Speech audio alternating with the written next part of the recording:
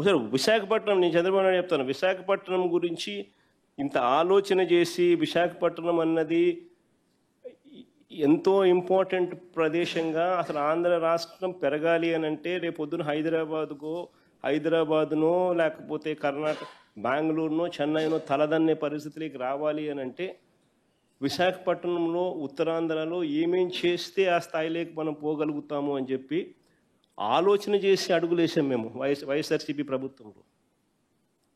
అందులో భాగంగా మేము వేసిన అడుగులు భోగాపురం ఇంటర్నేషనల్ ఎయిర్పోర్ట్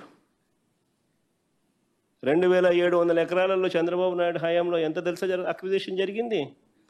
కేవలం 377 ఎకరాలు అంతే. వైఎస్ఆర్సీపీ ప్రభుత్వం వచ్చిన తర్వాత 900 కోట్లు ఖర్చు పెట్టాం ల్యాండ్ అక్విజిషన్ R&Rకు చేసి, ఆ పూర్తిగా ల్యాండ్ కంప్లీట్ చేసి ఎయిర్పోర్ట్ స్టార్ట్ చేసి అన్ని అనుమతులు తీసుకొని వచ్చి కన్స్ట్రక్షన్ స్టార్ట్ చేసి 30% కంప్లీట్ చేసినాం.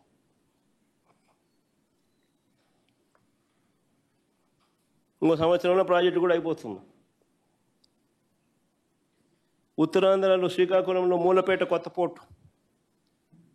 శ్రీకాకుళం ఉత్తరాంధ్ర అన్నది ఉత్తరాంధ్ర దిశ మార్చాలి అంటే శ్రీకాకుళంలో ఒక పోర్టు రావాలి, పోర్టు వస్తేనే ఉత్తరాంధ్ర దిశ మారుతుందని మూలపేటలో ఏకంగా ఒక port, government port, land acquisition పూర్తి చేసి క్లియరెన్సెస్ అన్ని తీసుకొని వచ్చి కన్స్ట్రక్షన్ స్టార్ట్ చేసి 30% పనులు కంప్లీట్ చేసినాం.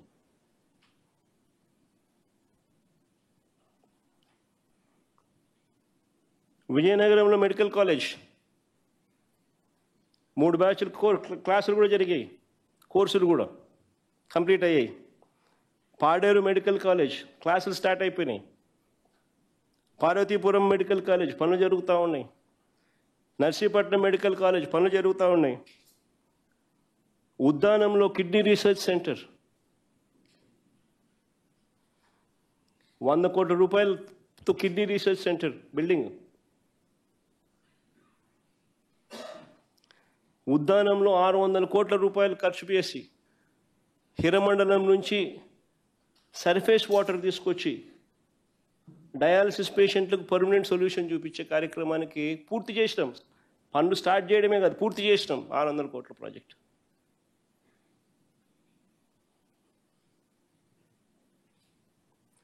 సీతంపేటలో multi speciality hospital, Parvathipuram multi speciality hospital almost complete.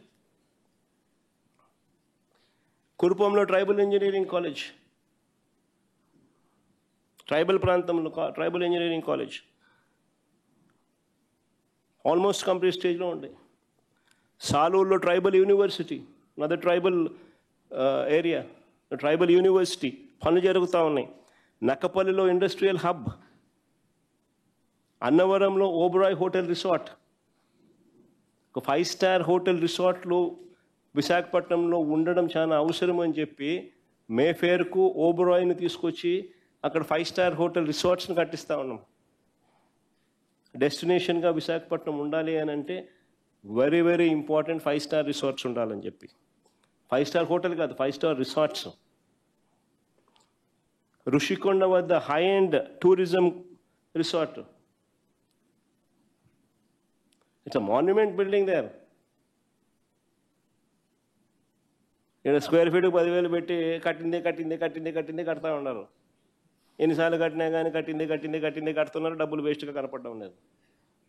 ఎన్నిసార్లు కడతారో నాకు అర్థం కాదు. అదే సెక్రటరీ 2 సార్లు కడతారు, అదే అసెంబ్లీ 2 సార్లు కడతారు.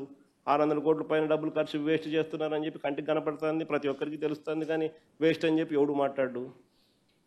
ఎందుకంటే ఎల్లో మీడియా మొత్తం వాళ్ళే అంతా దోచుకోవడము, పంచుకోవడము, తినుకోవడము. స్క్వేర్ ఫీట్ బెంగళూరులో కానీ హైదరాబాద్లో కానీ చెన్నైలో కానీ కడితే 5 స్టార్ ఫెసిలిటీస్ ఉన్న ఫ్లాట్లు 4,500 రూపాయలు పర్ ఎస్ఎఫ్టీ కడితే బ్రహ్మాండంగా కన్స్ట్రక్షన్ కాస్ట్ దాటదు. 10,000 రూపాయలు పర్ ఎస్ఎఫ్టీ కడుతున్నారు అమరావతిలో. ఎవడు స్కామ్ అని చెప్పి అండు, ఎందుకంటే స్కామ్లో వీళ్ళంతా భాగస్వాములే.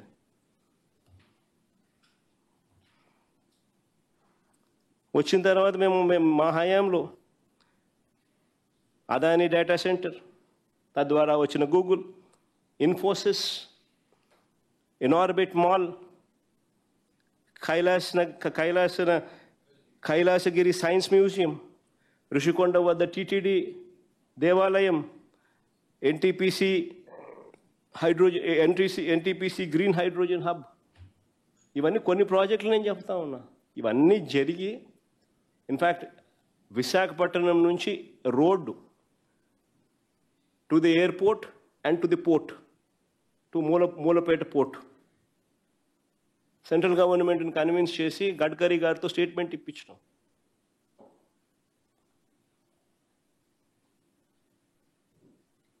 అసలు ఇవన్నీ జరిగితే అదొక కారిడార్.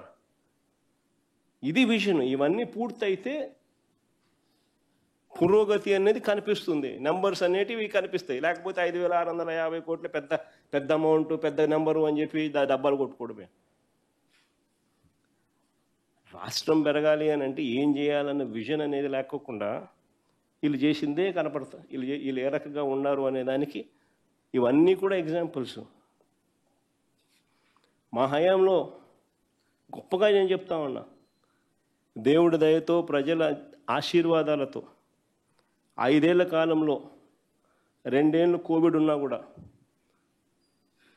కేవలం మాకు 3 సంవత్సరాలు మాత్రమే మా చేతుల్లో ఉన్నది టైము.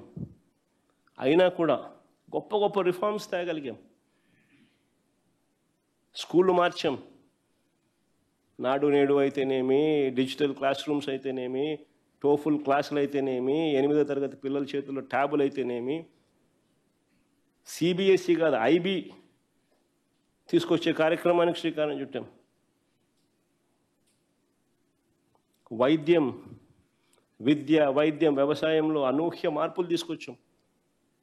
గ్రామాలలో సేవలు గడప వద్దకు తీసుకొచ్చాం. ట్రాన్స్పరెంట్గా చేయలేము అని అనుకునే పరిస్థితుల్లో నుంచి గవర్నమెంట్ సేవలు ట్రాన్స్పరెంట్గా లంచాలు లేకుండా ఇవ్వగలుగుతామని చెప్పి ప్రూవ్ చేసినాం. అన్ని గొప్ప రిఫార్మ్స్ తీసుకొచ్చినాం. చాలా ఈరోజు నిజంగా సంతోషపడతా ఉన్నాం, గర్వంగా ఉన్నాం. 3 ఏళ్లలో ఎవడు చేయలేని గొప్ప కార్యక్రమాలు కూడా దేవుడి దయ వల్ల చేయగలిగామని చెప్పి.